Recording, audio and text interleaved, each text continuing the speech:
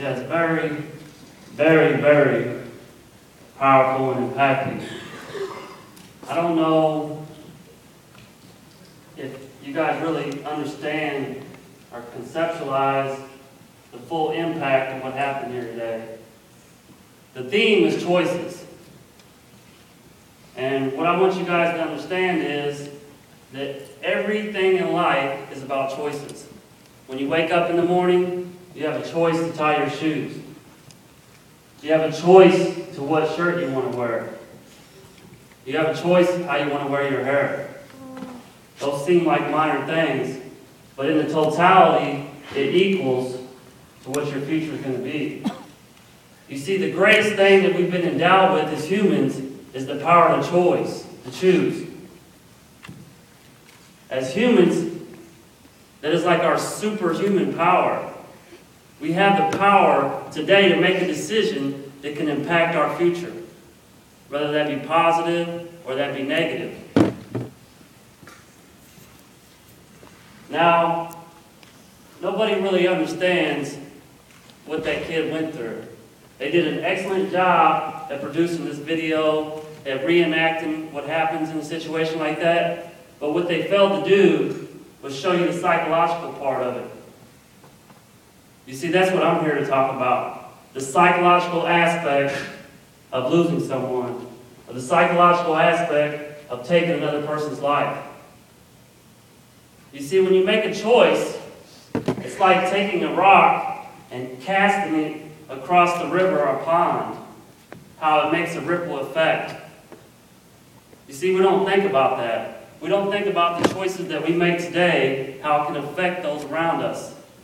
Now, I'm sure that kid, when he went out and drunk that night, he never thought in a million years that he would kill his girlfriend. Do you think he did? If he did, he wouldn't have drunk and drove. He wouldn't have drove and drunk. There's no way he would have done that. He didn't think of the consequences. He didn't think of his choices. He didn't think how it would impact him. See, what you guys didn't get to see is how that affects the family. You didn't get to see how the mother and the father get to wake up every day and go in that bedroom and it's empty. No Emily. Emily's gone. You didn't get to see how that young man gets to sit in a cell for a very, very, very long time with nothing but his thoughts. His thoughts knowing that he made one bad decision that cost him his future, that cost him his girlfriend. One simple choice to drink and drive.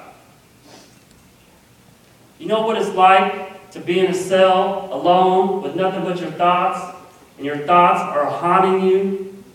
Your thoughts are coming upon you like a 2,000-pound sledgehammer? Do you know what that's like, knowing that you took someone's life? Knowing that you killed your girlfriend? That is something that has far-reaching consequences. Consequences that you can never comprehend. You can never fully understand what that young man goes through each day that he wakes up in that cell. That sentence that they impose upon him, even if they give him a life sentence, that will never far exceed the psychological prison that he'll live day in and day out. Each day that he wakes up in that cell, he'll know that he took someone's life. And if he happens to ever get paroled and be returned to society, it won't leave him. It'll never leave him. It'll always be in the forefront of his mind. You see, life is about choices. Your life is comprised of the choices that you make, the decisions that you make. Today, if you want to see your future, look at what you're doing today. Are you making positive choices in your life? Are you moving in the direction that you want to be? Or are you just floating through life, making bad decisions, getting high, getting drunk, don't care about your future? How do I know this? Because I was that young man.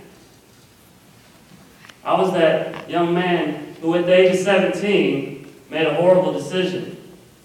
A choice in 5 seconds. It cost me 16 years of my life in prison. I went in as a kid. I took somebody's life. My sister, my mom right here, she was just a little girl. She was like 11 years old.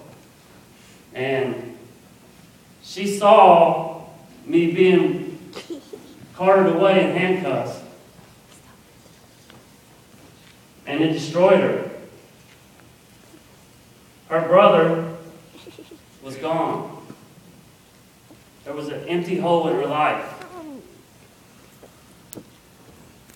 The young man that I took his life, his parents still are suffering. His parents still wake up in the middle of the night screaming, want to know where their son's at. He had a nephew that was about 4 years old. They couldn't understand where his uncle went. You see, life is not about just games. You can't go through life playing games and having fun. There's a time for that. There's a time to think about your future. Today, you have a choice. You have a choice to leave here and seriously consider what you're going to do with your future. Are you going to be productive? Are you going to go to college? Are you going to get a career? Are you going to be a doctor? Those are all decisions that are within the grasp of your hand. That is something that you can choose to do. But it has to be a choice. See, your choices are steps onto a path. Whether that path be positive or that path be negative. For 17 years, I made a series of bad choices. Dropped out of high school at the age of 16. Drunk. Drove. Got high day in and day out. Didn't care about school. Didn't care about life. Didn't care about myself. And consequently, at the age of 17, the same age that some of you guys are, I was sitting in a prison cell facing life without parole, facing the death penalty because of all the choices that I had made up to that point. Yes, it was a 5-second decision, but it wasn't just that 5 seconds. It was a lifetime of choices that I had made up to that point that led me there. I can't begin to tell you what it felt like to go to prison. I couldn't wait to grow up when I was your age. 13, 14 years old, I wanted to be an adult. I wanted to grow up so bad. But when they stuck me in that prison cell, I didn't feel like I was grown anymore. I felt like screaming out to the guards, "Hey, get me out of here. I don't belong here. I'm just a kid. All these other people are adults. Why do you have me surrounded around them?" You think they cared? No. Because I had put myself in an adult situation. They took a 17-year-old kid to trial on capital murder. Like I said, carries life without parole or the death penalty. Could you imagine dragging your family through that? Could you imagine walking into that courtroom and looking over to the side and seeing your young brother or your sister or your mother or your father? Or worse yet, could you imagine looking on the other side of the courtroom and seeing the deceased parents? The turmoil in their eyes, the pain. When I walked into that courtroom, I felt their anger. I felt their pain. It destroys you. It eats you up. I've been out of prison for a year. 17 years total. I still think about the decisions I made at 17. I still have nightmares. I still think about the consequences of that choice that I made at the age of 17. Life is too short. You guys have that power You have that superpower to become whatever you want. Don't waste it. You guys are young people. You have a whole future ahead of you. You can be anything that you want to be. Make that decision. Make that choice. Make that series of choices so you can be where you want to be in the future. Hope you guys know how much your teachers, parents really care about you. They don't do this as a matter of fact. They don't do this to show you some presentation at school. These are realities. These are the realities that go on day in and day out in our society. My uncle just got hit by a drunk driver. One of my close friends, Heather, lost her young brother in a drunk driving accident. He was killed by a drunk driver. You know how that affected her? She grew up without her little brother. She isn't the same person. I can see the pain and the anger inside of her. I can see how it altered the course of her life.